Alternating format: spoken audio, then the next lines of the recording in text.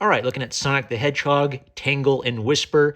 This is going to be an in-depth review where I do some spoilery stuff. So let me give you my pre-review, pre-spoiler thoughts. I enjoyed this issue. I'd say pick it up. Definitely pick it up if you're enjoying the IDW Sonic comics. One of the criticisms I had of the IDW Sonics is I said, well, I don't know what Whisper's deal is. I know she's like the silent sniper type and she's kind of like a woman of few words. I get that, but I still need to know who she is and what her deal is to kind of latch onto her and care about her. And we finally get her tragic backstory. And it really fleshes out her character. It even made me appreciate the regular main series better because we get additional context to why her friendship with Tangle the Lemur is important. So great series. I enjoyed it. Here's a criticism I thought of that I actually thought of while reading the previous IDW arc that this one kind of highlights.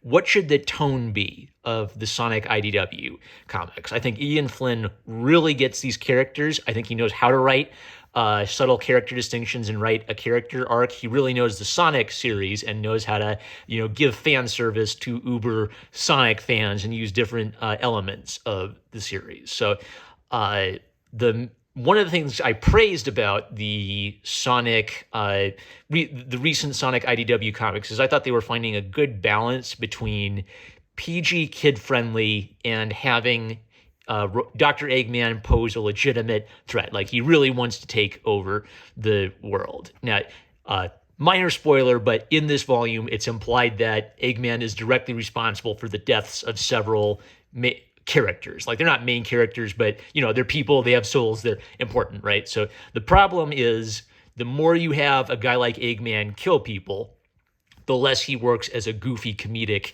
Hammy villain. If good old Adventures of Sonic the Hedgehog is peak Hammy Robotnik, where he's just an ineffective, almost lovable Wile E. Coyote dunce. Maybe Saturday AM Robotnik is an example of the other kind of villain. Like he legitimately wants to take over the world. He doesn't care whose rights he steps on. He doesn't care whose lives he destroys to get his way. But there's a clever little twist where it's still for kids and everybody's okay because Eggman turns animals into robots. So as long as they can beat Eggman, they can undo the robotization process and bring everybody back to life. Good is completely triumphant over evil. When you have Eggman killing people, then the obvious question becomes, well, why don't they kill Eggman? Or at least why don't they bury him in a tiny little cell and throw away the key and never let him out again? And it's the exact same as the Joker problem. If the Joker is a funny goofball, then Batman shouldn't kill the Joker because he's a funny goofball. If Joker's murdering babies every week, I kind of don't care about Batman's no-kill rule. He has to stop the Joker from killing babies. So this, I thought, actually did a pretty good job of handling death and handling evil. It's just kind of like raising the question of, okay, how high does Eggman have to raise the stakes before they nail the coffin on him? Or you can do it and it raises the stakes and it makes Eggman more evil, but after you raise those stakes, you can't go back to Hammy Robotnik. So I'm hopeful that they're going to develop this into, I don't know, what I kind of want to see it become is if Eggman's going to be evil, then the good guys kind of have to up the ante on taking him out. Even if they don't, you can still have the no-kill rule, but they can't treat him with kid gloves anymore. So with that in mind, let's hop into it. So the first little story is a Tangle and Whisper story from Sonic the Hedgehog Annual 2019.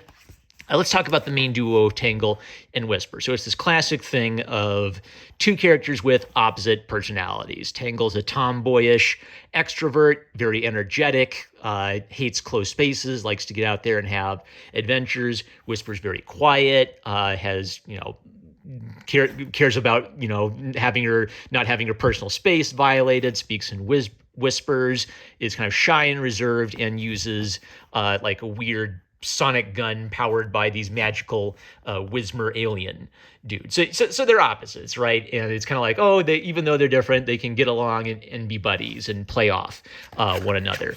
The first story is just sort of like a comedic story of some bumbling thieves who cause trouble by accident, and the day is safe. So that basically kind of like sets up the two of them as a pair. Some of the other short stories, there's a nice little Sonic and Tails short story where it kind of makes the point that, Sonic, he likes to go fast and he likes speed, but he's been maturing. So he's kind of learned how to take cues from Tails too. And kind of like the nice fan service thing about this is the Tornado used to be Sonic's airplane, and he used to fly it around. And now Tails is basically the go-to co-pilot. So it kind of does this nice little character thing of, Sonic makes the point that, Tails, I kind of like it when you fly better, right? Sonic likes to stand up there and feel the wind in his hair, and he likes to kind of give his buddy Tails. He doesn't mind. He's not such a hot dog that he needs to do everything. He's willing to let Tails have responsibility and his own role in the duo. So I really like the angle of Sonic being a more mature hero, where he's always been a little bit of a hot dog. He's always been maybe a little bit selfish and all about the thrill of speed and adventures. But I like the angle where he's able to kind of like step back and let other people shine too.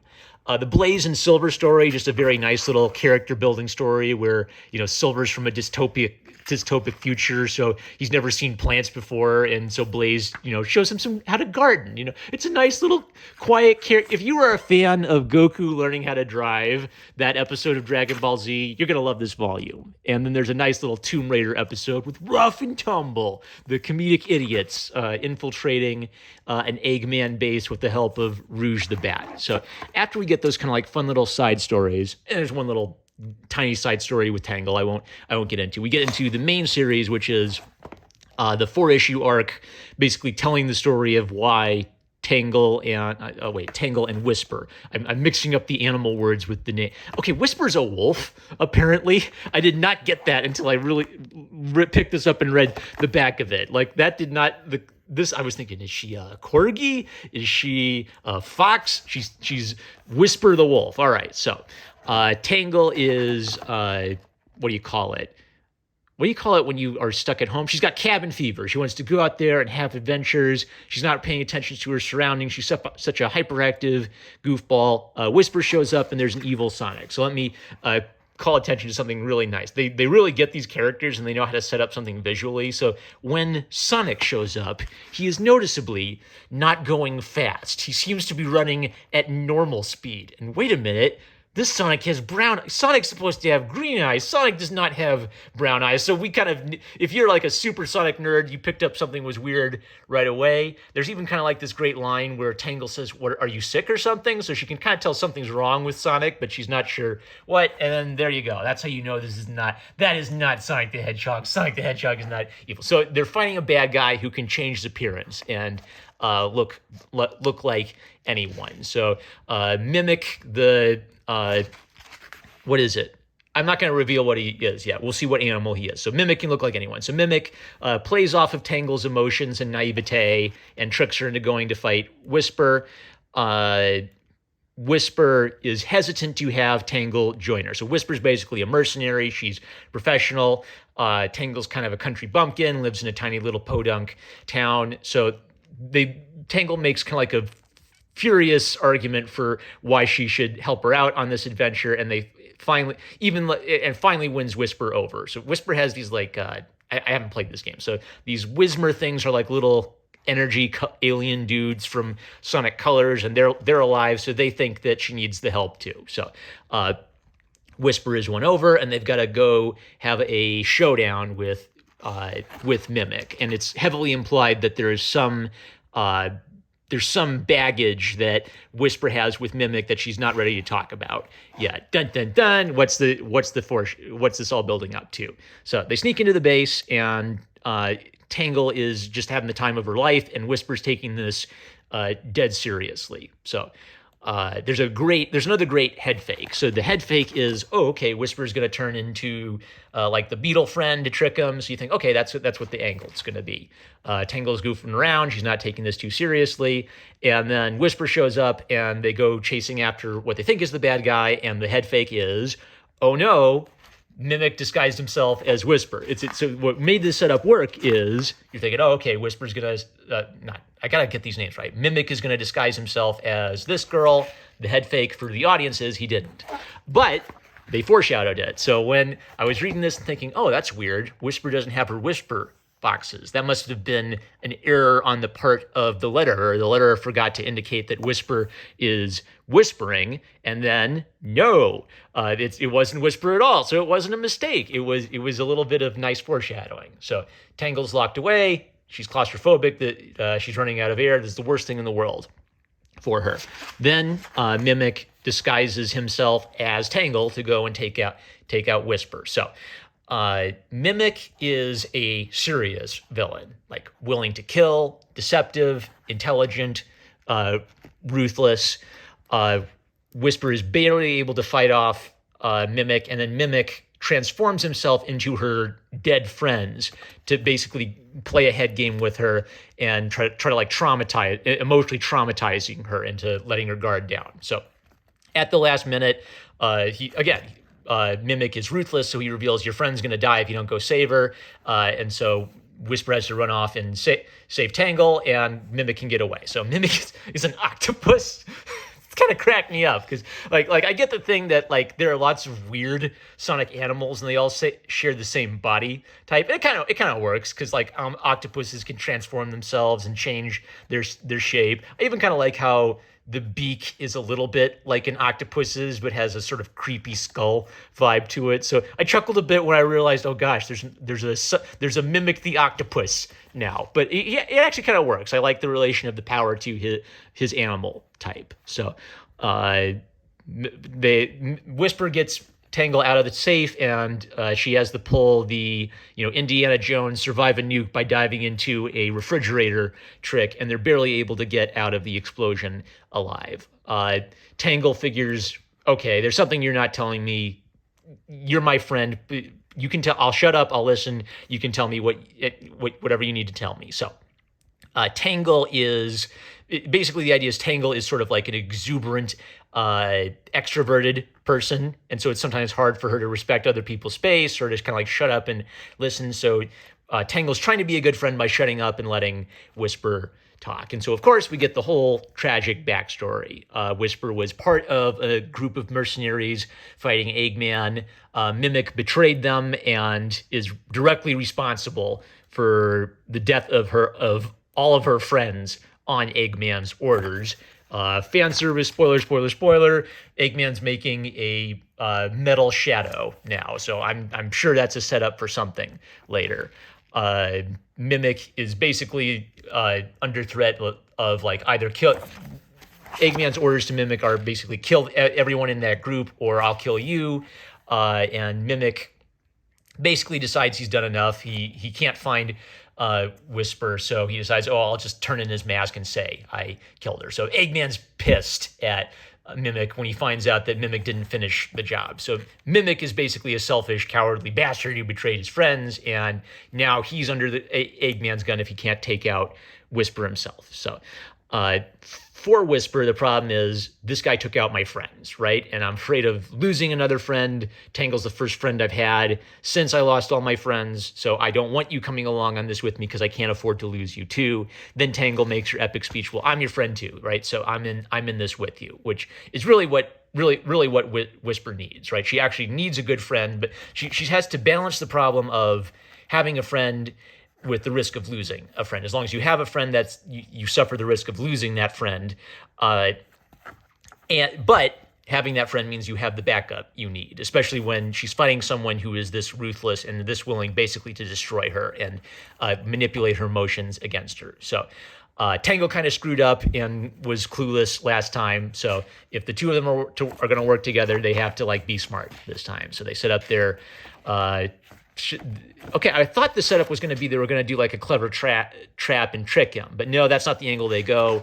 They decide to basically just like call him out, come meet us at the old hideout, and we're going to finish this there, man to man. So they're fighting with honor. They're not going to do the cheap sneak attack on Mimic. They're going to call him out and tell him to come fight him like a man octopus. So while Whisper is holding off Eggman's robots, Tangle faces against Mimic again. And there was this nice thing where she has some growth. He tries to pull the same trick on her, pretending to be Sonic. She pretends to fall for it and then acts dumb to lure him into a trap. And when she lures him in, she kind of like plays him memories of all the friends he's responsible for. Okay, here's the thing. They don't say he killed them, but we're talking about them in the past tense. The last time we saw them, they were being surrounded by shadows, shadow robots, and they're talking about how Whisper's the only one left alive out of the group, right? So without saying I killed them all, they're implying that all these guys are dead, right?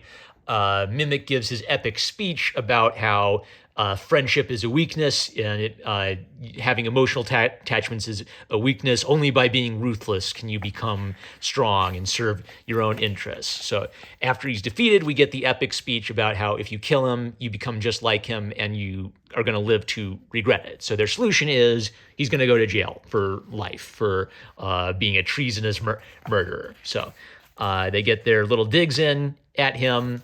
Whisper seems to have she still has the pain and grief of her loss, but now she's got a bestest extrovert buddy who will help her out and have her back, and peace is restored. So what I liked about the story, so here are some things I like about it.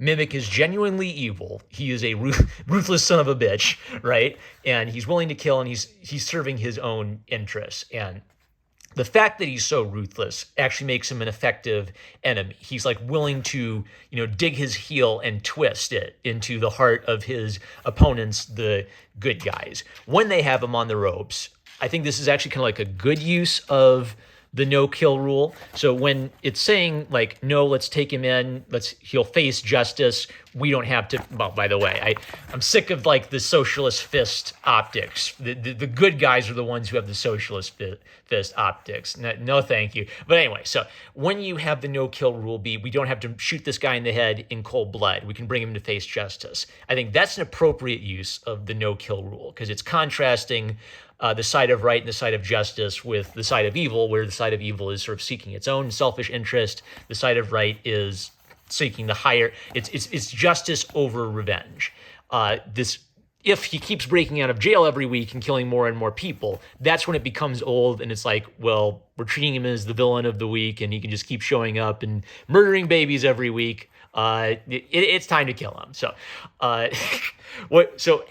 how do I want to see it done in the future?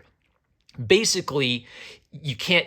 The more you have a revolving door of Robotnik gets out, Robotnik kills some more people, Robotnik gets out, Robotnik kills some more people, the worse and worse the pacifist vibe becomes, because you're basically just allowing Robotnik to go on murdering people forever.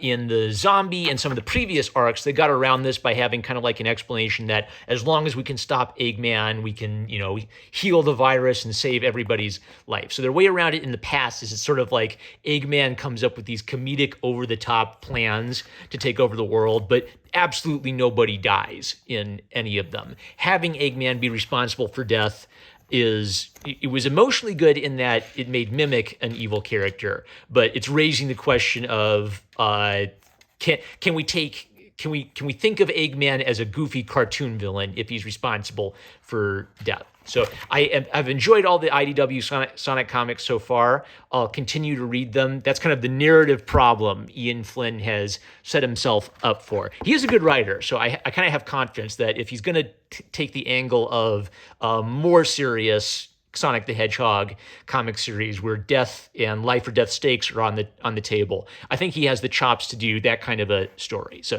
that's my thoughts. That was the rambly one. I'll have a 1 minute one too. Number one Marmaduke fan. I love you guys. Catch you later.